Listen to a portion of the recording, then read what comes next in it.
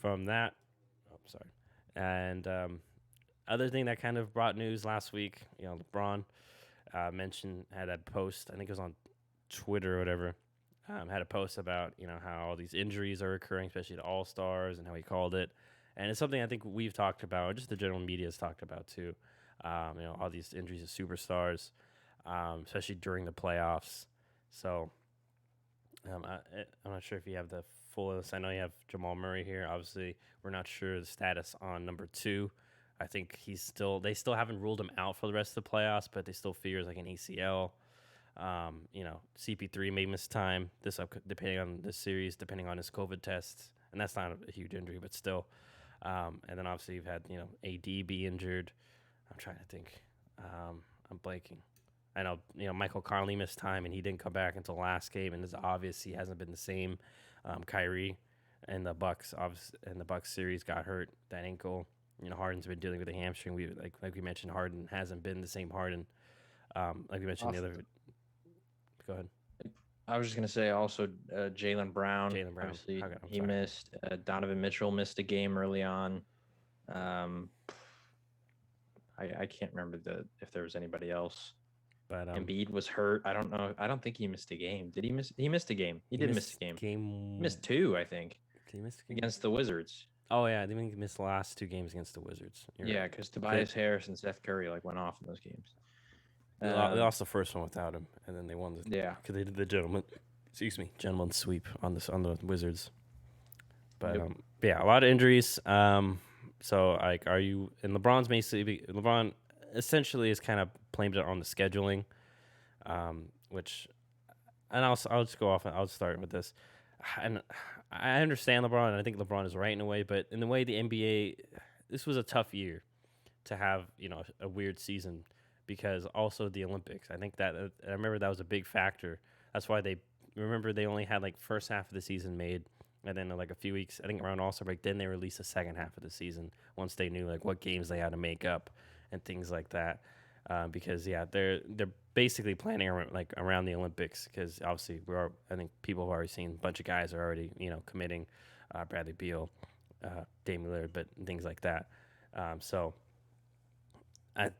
They had a schedule around that, and I think it was just tough to do so. And then also, like we kind of alluded to, I mean, we made the post about the 4 teams that made it to the conference finals last year and how they quickly got bounced and they had injuries to deal with. But some of these other players, I know Jamal Murray injury was more of a freak accident. I don't blame it to attrition, but maybe it was. And then same thing with number 2. It's just I don't chalk it all up to the weird season, but it could be, and I'm not going to say it's out of the question, but I just want to say that I'm not saying LeBron's wrong. I just want to say it was a tough year, and any other year they could have said, okay, we'll play until August, and y'all can get the appropriate amount of rest you usually do, but just it's the part where TV deals come in, and obviously the Olympics. So that's my kind of take on it. But I don't know. Do you remember Steven Jackson? Yeah, he played for the Spurs for a little bit. I love Steven Jackson. Man, I used to leave the hand up just like Steven. I loved it. I hated that he left. Yeah, well, he's part of the media now, and he was on some sports talk show. He's on Fox, so it's one of the Fox ones. He was on one of the Fox ones. I don't know which one specifically, but I heard this audio soundbite, and they were asking him, what do you think that it's all a shortened off season, or like do you feel like there's some aspect of like every era thinks that the era after them has gotten softer, and so some of the guys in the previous eras have said that stuff. So he was like, what do you think of that take?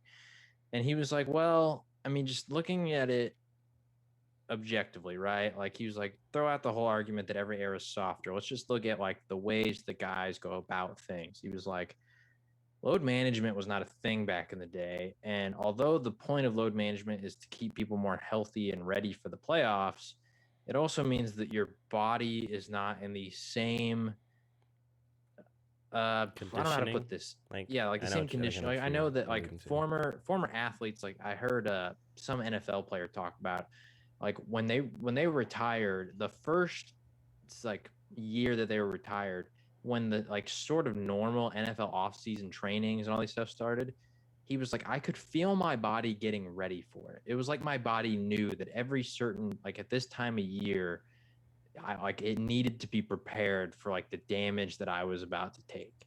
And just looking at like old players and Steven Jackson, he was like, there was times where Popovich wanted to rest Tim Duncan, and Tim Duncan said, no, I'm gonna play because I want to stay ready. And so he was like, that's probably part of it, is that a lot of these guys are playing less games, and so their body just isn't as well conditioned for when the playoffs come around and all that kind of stuff. But another point he made was, I mean, and he kind of railed on Kawhi for this, but I think there's a lot of players that also kind of do this, that when they get this sort of superstar treatment, they can show up 30 minutes late to practice and it's fine. You know, they can be late to the plane ride and it's fine.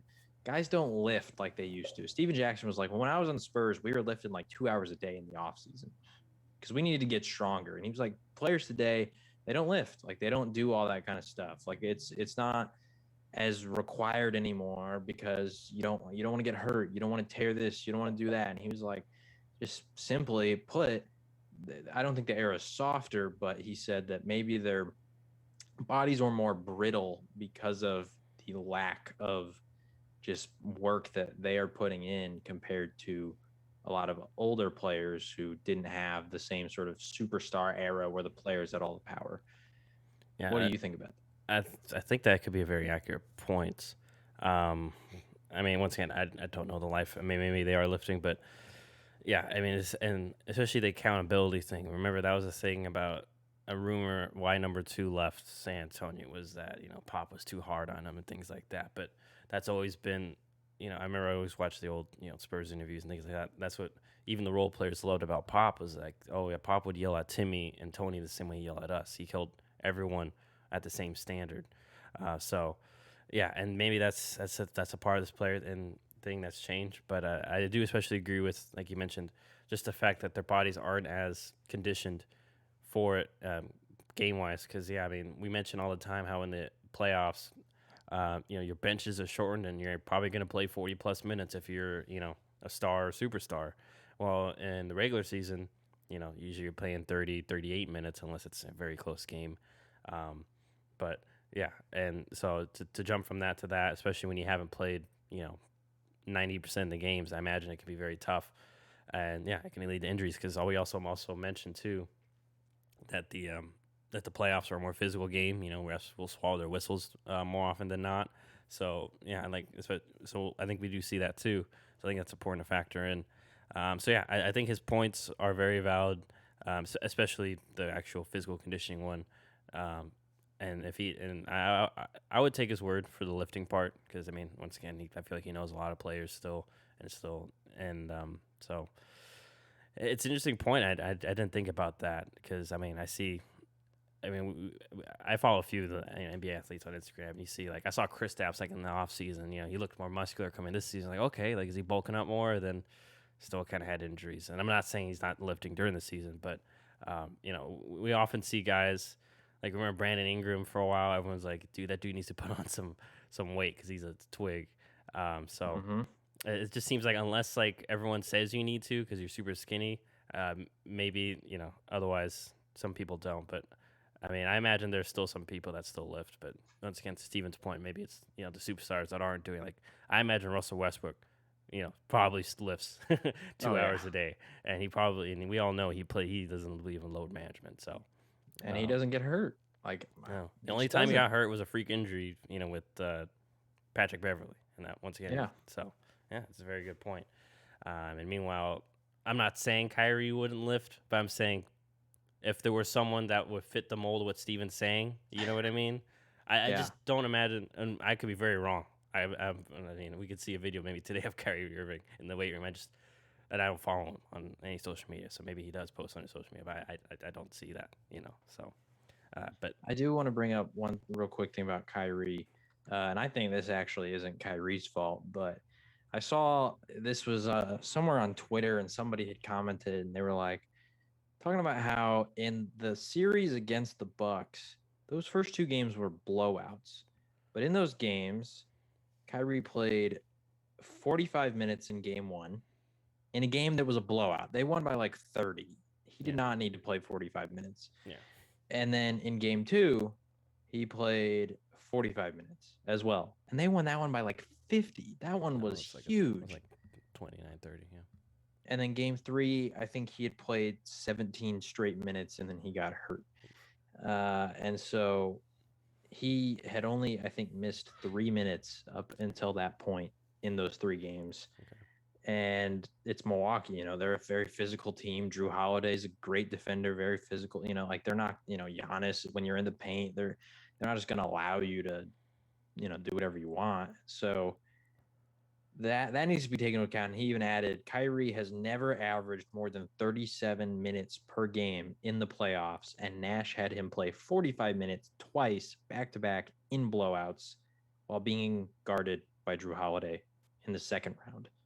He was like, and I agree with this. I mean, Steve Nash, what are you doing? Like, why are your guys playing that many minutes in these blowouts? I know there's the part of like, oh, they want to gain chemistry and all that stuff, but I feel like if you're winning by 50, why they should not be on the court. Yeah. They really shouldn't.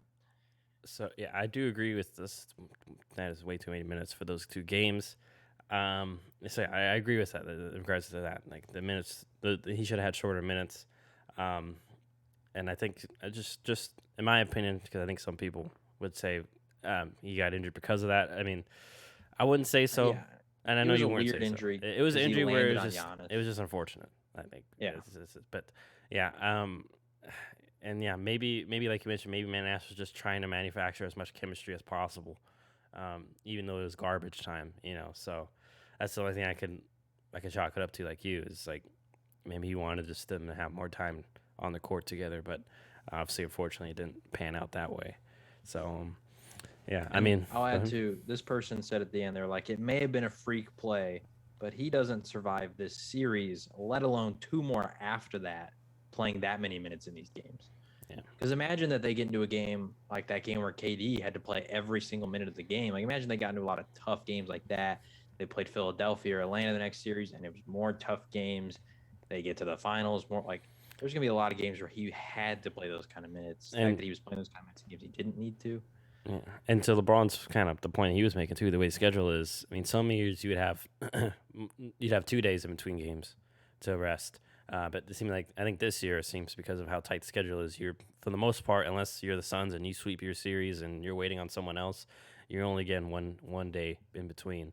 And I imagine, they probably still want to practice or do walkthroughs that one day too. So you're still exerting, just physical energy and things like that. So, yeah, it is an interesting point. But, yeah, I mean, I'm interested to see how, like I said, the shortened schedule and see if hopefully no more injuries occur, but we'll have to see. We still don't know the situation with CP3, even though it's been like 3 days. I feel like it's like some people were mentioning, comparing it to LeBron. I think LeBron had a potential incident right before the playoffs started, and then all of a sudden that disappeared. So I feel like the CP3 thing is like, they're like just disappearing.